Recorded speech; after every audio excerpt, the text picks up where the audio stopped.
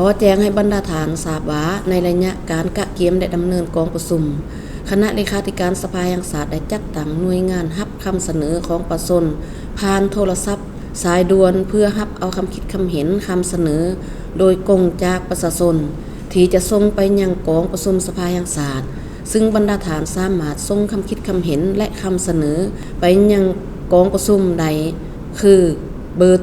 โทรศัพท์สายด่วน156ในโมงรัฐการท่านผู้ชมอาทิตย์หน้านี้แล้วที่จะได้ดำเนินกองประชุมสมัยสามัญเทื่อที่9ของสภาแห่งชาติสุดที่10ตามวาระแม่นกองประชุมจะได้ดำเนินไปเป็นเวลา14วันบ่รวมวันรัฐการก็คือนับแต่วันที่9หาวันที่26มิถุนายน2025นี้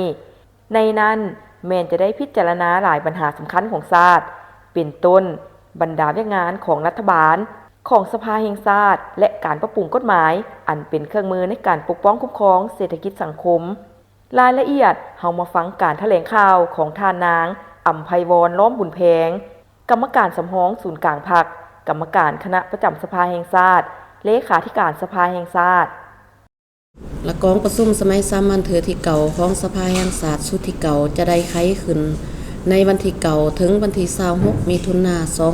2025ที่ห้องประชุมใหญ่สภาแห่งชาตินครหลวงเวียงจันทน์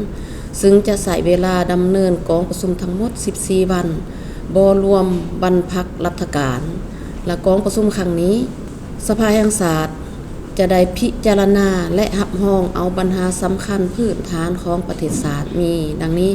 1ภาคเวียกงานของรัฐบาลมีจำนวน6เวียก1แม่นบทรายงานของฐานนายกรัฐมนตรีเกี่ยวกับการจัดตั้งปฏิบัติแผนพัฒนาเศรษฐกิจสังคมแผนงบประมาณแห่งรัฐ6เดือนต้นปีและทิศทางแผนการ6เดือนท้ายปี2025 2บทรายงานเกี่ยวกับการทาบทามหางแผนพัฒนาเศรษฐกิจสังคมแห่งชาติ5ปีครั้งที่10 2026ถึง2030 3บทรายงานเกี่ยวกับการจัดตั้งปฏิบัติบรรดานโยบายนิติกรรมกลไกต่างๆในการพัฒนาพลังงานไฟฟ้า 4. บทรายงานเกี่ยวกับการจัดตั้งปฏิบัติปีท่องเที่ยวลาวและทิศทางแผนการในต่อหน้า 5. บทรายงานเกี่ยวกับผลการสรุปตีราคาการโฆษณาเผยแพร่กฎหมายทั่วประเทศ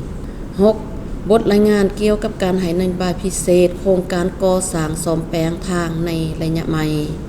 2. ภาคเวียกงานสร้างและปรับปรุงกฎหมายมีจำนวน10ฉบับคือหางกฎหมายสร้างใหม่มีอยู่5ฉบับ 1. กฎหมายว่าด้วยความปลอดภัยไซเบอร์ 2. กฎหมายว่าด้วยสังคมสงเคราะห์ 3. กฎหมายว่าด้วยพนักงานอัยการประชาชน 4. กฎหมายว่าด้วยสามัญศึกษา 5. กฎหมายว่าด้วยการปลูกฝังหางกฎหมายว่าด้วยการปรับปรุงมีอยู่5ฉบับคือ 1. กฎหมายว่าด้วยยาและผลิตภัณฑ์การแพทย์ 2. กฎหมายว่าด้วยอักรใดๆ 3. กฎหมายว่าด้วยป้าย 4. กฎหมายว่าด้วยศาลประชาชน 5. กฎหมายว่าด้วยชนรับประทาน 3. ภาคเวียกงานของสภาแห่งชาติมีจำนวน2บทคือ1แม่นบทรายงานเกี่ยวกับการจัดตั้งปฏิบัติแผนการเคลื่อนไหวเวียกงานแต่กองประชุมสมัยสามัญเทื่อที่8 5เทื่อที่9และทิศทางแผนการหอดกองประชุมสมัยสามัญเทื่อที่10ของสภาแห่งชาติสุดที่เก่า 2. บทรายงานเกี่ยวกับการทาบทามหางแผนการสร้างและปรับปรุงกฎหมาย5ปี2026-2030ของสภาแห่งชาติสุดที่10อีกถึงหนึ่งในนามต่างหน้าให้คณะประจำสภาแห่งชาติข้าพเจ้าขอเชิญชวนบรรดาฐานพนักงานรัฐกรทหารตำรวจนักเรียนนักศึกษาปัญญาชนกรรมกรชาวผู้ออกแรงงานตลอดฮอดพ่อแม่พี่น้องประชาชนลาวบรรดาเผ่าทุกสัตว์คนในทั่วประเทศและพี่น้องชาวลาวที่อาศัยอยู่ต่างประเทศจงพร้อมกันติดตามการดำเนินกองประชุมสมัยสามัญเทื่อที่เก่าของสภาแห่งชาติสุดที่เก่าครั้งนี้ขอแจ้งให้บรรดาฐานทราบว่าในระยะการกะเกียมได้ดำเนินกองประชุมคณะเลขาธิการสภาแห่งชาติได้จัดตั้งหน่วยงานรับคำเสนอของประชาชน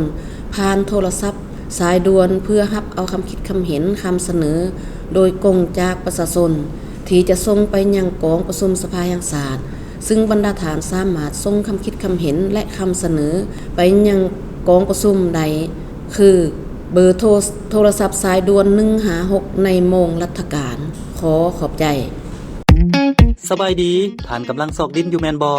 แนะนำดินจัดสรรแบ่งขายบ้านนาไห้เมืองหาดทรายฟองนครหลวงเวียงจันทน์อยู่ใกล้ๆตลาดดงคำสร้างนี่ยังมีหลายตอนให้ทานได้เลือกหรือมาแทกตามความต้องการเลยราคาจับต้องได้สามารถจ่ายสดหรือผ่อนก็ได้ดินงามทำเลดีเขตชุมชนเส้นทางลักส่วนหลายเป็นคอนกรีตทั้งหมดไปวิทยาลัยดงคำสร้างตลาดขัวมิตรภาพลาวไทยก็สะดวกสบายเหมาะแก่การปลูกสร้างที่อยู่ห้องเซาสร้างเก็บสินค้าหรือซื้อไว้เก็งกำไรในอนาคตยิ่งดีโครงการพวกเฮามีทางปูยางกว้าง6เมตรมีน้ำประปาไฟฟ้าพร้อมของแถมดินจีซีมังเสาหัวที่สำคัญได้ใบตาดินขอบทองจ่ายก่อน